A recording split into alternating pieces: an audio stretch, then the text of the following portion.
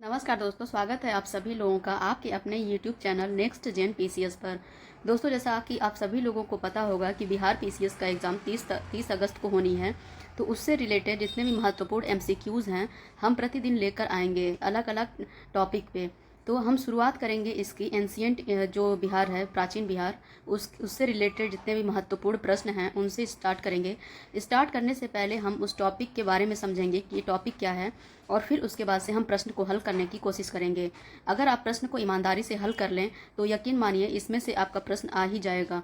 तो चलिए शुरुआत करते हैं। आज के बिहार के इतिहास में सबसे पहले हम प्राचीन बिहार को देखेंगे, जिसके तहत हम सबसे पहले प्रागैतिहासिक जो काल है हमारा, उसके तहत हम देखेंगे बिहार में क्या क्या, कहाँ पे, कौन से स्थान हैं जो प्रागैतिहासिक काल से रिलेटेड हैं। तो सबसे पहले हम समझने की कोशिश करें प्रागैतिहासिक काल क्या होता है। प्रागैतिहासिक काल किसे कहते हैं? तो आप देखेंगे कि प्रागैतिहासिक काल वह युग है जिसके बारे में हमें कोई लिखित प्रमाण प्राप्त नहीं होती है। कोई भी लिखित प्रमाण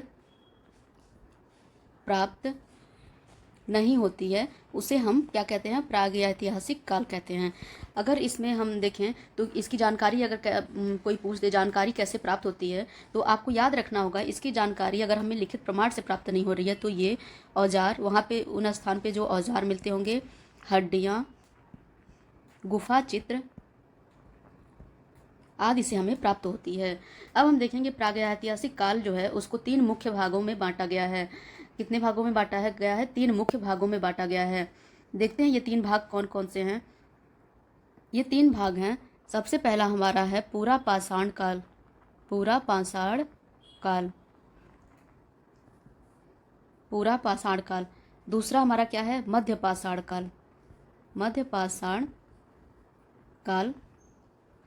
और तीसरा हमारा है नवपाषाण युग, नवपाषाण काल या युग।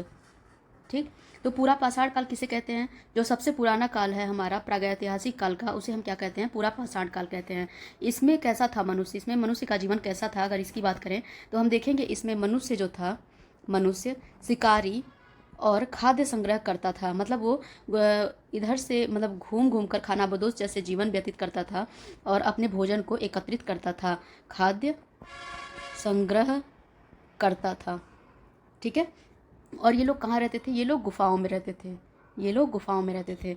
मध्य पाषाण युग की अगर विशेषताओं की हम बात करें, मध्य पाषाण युग अगर इसकी विशेषताओं के बारे में बात करें तो इसमें कुछ उन्नत औजारों का विकास हुआ था।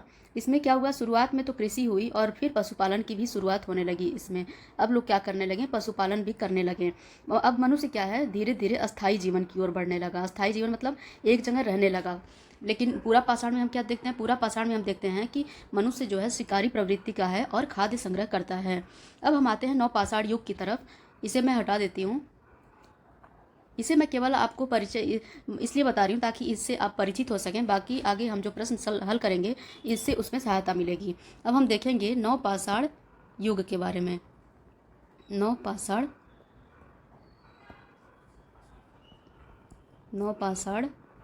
युग, इसमें हम देखते हैं कि इसमें कृषि का विकास हो चुका था, कृषि का विकास हो चुका था और इसमें पालतू जानवर भी मिलने लगे थे। क्या मिलने लगे थे? पालतू जानवर।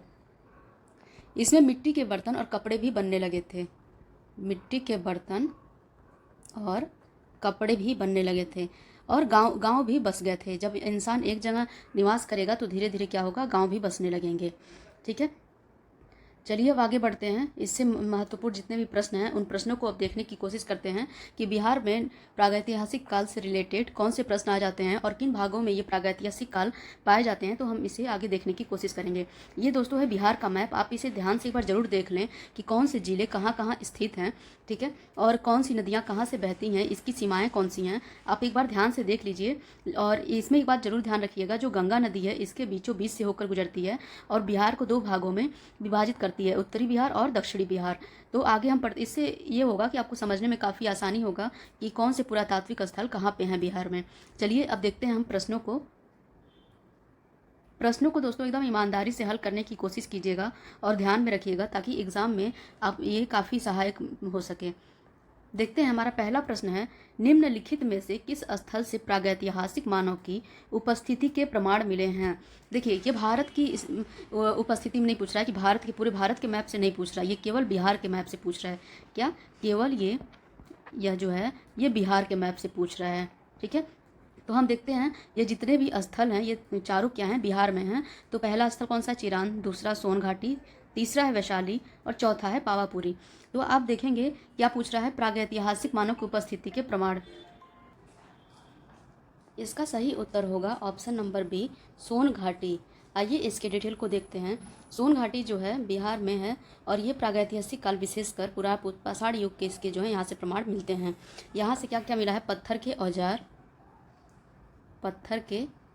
औजार, हथियार आदि प्राप्त हुए हैं। और आइए देखते हैं अन्य ऑप्शंस का कि इसका क्या है। चिरांद जो है ये भी एक नवपाषाण और ताम्रपाषाण कालीन स्थल है। मैं इसको मिटा देती हूँ। चिरांद जो है ये भी क्या है? प्रागैतिहासिक कालीन स्थल है, जो इसमें नवपाषाण और ताम्रपाषाण काल इसमें देखने को मिलते हैं, लेकिन इसमें जो है मानव की उपस्थिति का इसमें साक्ष्य नहीं है, इसलिए यह उत्तर सही नहीं होगा। इसका सही उत्तर होगा सोन घाटी।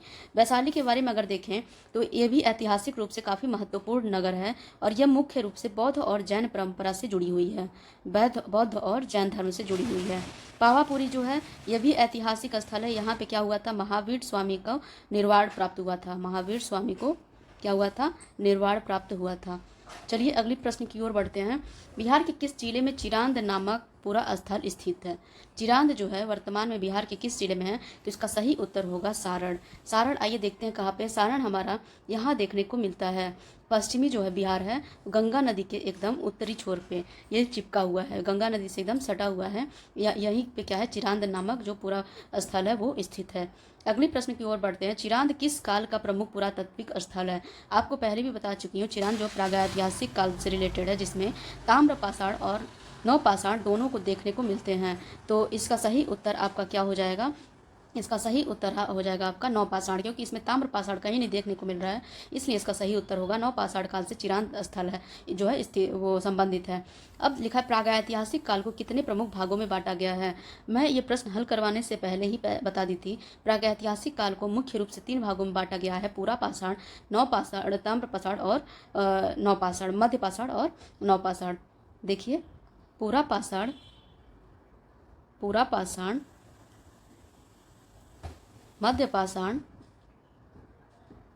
मध्यपाषाण और नवपाषाण। कितने भागों में बांटा गया? मुख्य रूप से 3 भागों में बांटा गया है। अगर आपसे इसकी समय सीमा की बात करें तो ये 20 लाख वर्ष पूर्व से 10,000 ईसा पूर्व तक, और मध्यपाषाण हमारा 10,000 ईसा पूर्व से 8,000 ईसा पूर्व। नवपाषाण 8,000 ईसा पूर्व से 2,500 ईसा पूर्व तक। ठीक है, चलिए आगे बढ़ते हैं। सोन घाटी से प्राप्त औजार किस युग से संबंधित हैं? आपको बताना है सोन घाटी से जो औजार प्राप्त हुए हैं किस युग से संबंधित है। चलिए देखते हैं इसके एक्सप्लेनेशन को। सोन घाटी से जो प्राप्त औजार हैं, मुख्य रूप से कौन कौन से औजार मिले हैं? ये कंकड़ पत्थर से बने हुए हैं। जो भी औजार मिले हुए हैं ये कंकड़ पत्थर से बने होते हैं। ये पूरा पाषाण युग के माने जाते हैं। यहाँ की स्थलियों से हंसिया, स्क्रैपर और कुल्हाड़ी प्राप्त हुए हैं। और क्या प्राप्त हुए हैं? कुल्हाड़ी प्राप्त हुए हैं।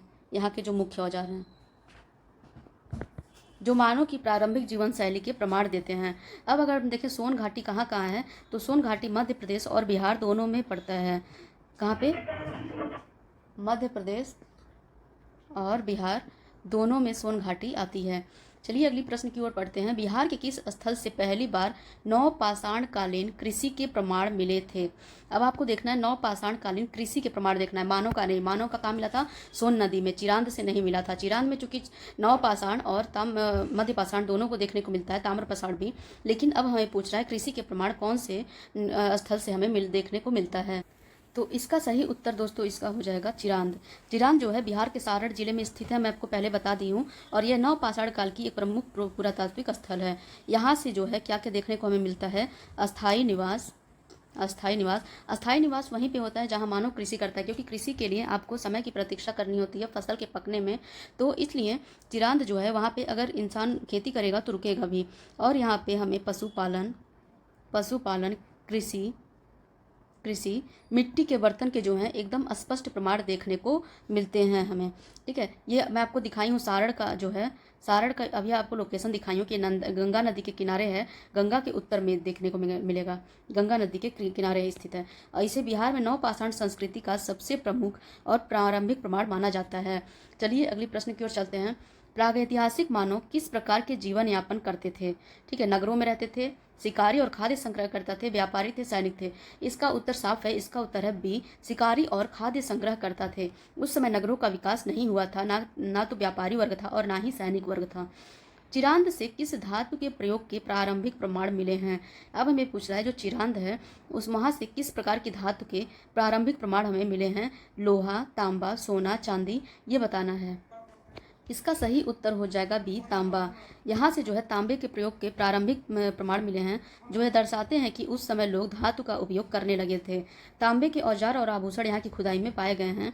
यह स्थान नवपाषाण और जो चिरांद मैं पहले आपको बताई हूँ नवपाषाण और ताम्रपाषाण युग की ओर बताते हैं, ताम्रपाषाण युग के बारे में बताते हैं। ठीक, इसका सही उत्तर अगर आपसे पूछे प्रश्न में कि चिरांद से किस धातु के प्रयोग के प्रारंभिक प्रमाण मिले हैं, तो आपको पता होना चाहिए इसका सही उत्तर है बी, तांबा। निम्नलिखित में कौन सा स्थल नवपाषाण युगीन नहीं है? नवपाषाण आपको पहले बहुत सारे प्रश्नों बताइए, चिरांद में नवपाषाण और ताम्रपाषाण में देखने को मिलता है। बी है महिषादल, सी है कुंडा और डी है पावापुरी। आपको बताना है इसमें कौन सा स्थल नवपाषाण युगीन नहीं है। जैसा कि आप सभी लोगों को पता होगा जो पावापुरी है, पावापुरी किससे रिलेटेड है? जैन धर्म से संबंधित है, जैन धर्म से संबंधित है।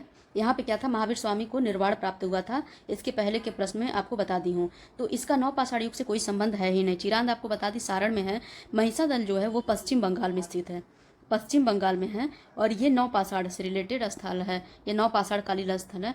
कुंडा जो है ये हमारा ये ओडिशा में स्थित है। कहाँ पे है? ओडिशा में। ये सारे नवपाषाण कालीन स्थित हैं सिवाय पावापुरी के। बिहार में किस नदी घाटी को प्रागैतिहासिक स्थल के रूप में जाना जाता है? गंगा, कोसी, सोन, घाघरा। इसका सही उत्तर होगा सोन। क्या होगा? सोन। प्रागैतिहासिक काल में मानव ने सबसे पहले किस चीज की खोज की? ठीक है, धातु, अग्नि, पहिया, ईंट। आप सभी लोगों को पता होगा सबसे पहले मनुष्य ने अग्नि की खोज की। जो प्रागैतिहासिक मानव थे सबसे पहले क्या किए? ये अग्नि की खोज की। ये खोज जो है पाषाण युग के मध्यपाषाण काल या अंत में मानी जाती है। आग के प्रयोग से मानव ने खाना पकाना सीखा, ठंड से बचाव किया और जंगली जानवरों से अपनी रक्षा की। पहिया, धातु और ईंट की खोज बाद के कालों में हुई और ये नवपाषाण में इनकी खोज हुई थी। ठीक, तो अगर आपसे पूछे प्रश्न सबसे पहले किस चीज़ की खोज हुई, तो आपको पता होना चाहिए ये अग्नि की खोज हुई। ये बहुत ही आसान प्रश्न है। नवपाषाण काल में जीवन की प्रमुख विशेषता क्या थी? व्यापार, कृषि कर्म और अस्थायी बस्तियां, धातु निर्माण, युद्ध। आपको बताना है इसमें सही उत्तर क्या होगा। देखिए इसका सही उत्तर होगा ऑप्शन बी, कृषि कर्म और अस्थायी बस्तियां। चलिए नवपाषाण काल के बारे में कुछ महत्वपूर्ण बातों को देखते हैं, इसकी महत्वपूर्ण विशेषताएं क्या हैं। इसमें आप सभी लोगों को पता होगा कि कृषि की शुरुआत हुई, किसकी? पहले नंबर पे हम देखते हैं कृषि की शुरुआत हुई। दूसरा हम देखते हैं पशुपालन भी यहाँ देखने को मिलेगा, अस्थायी बस्तियाँ देखने को मिलती हैं। ये सारी विशेषताएं हैं नवपाषाण काल की जो आपको अच्छे से याद होनी चाहिए। अस्थायी बस्तियाँ, मिट्टी बर्तन और पत्थर के चिकने औजार इसमें देखने को मिलते हैं। व्यापार और धातु निर्माण बाद के काल में हुआ। व्यापार जो था और धातु निर्माण मुख्य रूप से आपको देखने को मिलेगा कांस्य युग। कांस्य युग को आप हड़प्पा युग भी कहते हैं। हड़प्पा काल या हड़प्पा युग भी कहते हैं। तो इसमें क्या व्यापार और धातु निर्माण इसमें देखने को मिलता है। तो इसलिए नवपाषाण काल की प्रमुख विशेषता हमारी क्या हो गई, कृषि कर्म और अस्थायी बस्तियां। चलिए आगे बढ़ते हैं। बिहार में चिरांद से प्राप्त नर कंकाल किस युग के माने जाते हैं। अब आपको मैं बताई हूँ, चिरांद से या तो नवपाषाण या तो ताम्रपाषाण युग की हमें साक्ष्य मिलते हैं। तो यहाँ पे ताम्रपाषाण चूंकि नहीं है तो ये हो जाएगा हमारा नवपाषाण। तो जो नर कंकाल मिले हैं वो कहाँ से मिले हैं, नवपाषाण काल के हमें मिले हुए हैं। आज के लिए इतना ही। अगले वीडियो में हम वैदिक कालीन जो विहार है उससे रिलेटेड एमसीक्यू सॉल्व करने की कोशिश करेंगे, और ये एमसीक्यूज बहुत ही महत्वपूर्ण हैं आने वाली बीपीएससी एग्जाम के लिए। तो आप इसे ध्यान से देखिए और प्रश्न को हल करने की कोशिश करते रहिए। मिलते हैं अगले वीडियो में, तब तक के लिए नमस्कार। और तैयारी जोरों शोरों से कीजिए ताकि जो बीपीएससी का एग्ज़ाम है उसमें एक भी प्रश्न आपसे ना छूटे। All the best. जय हिंद।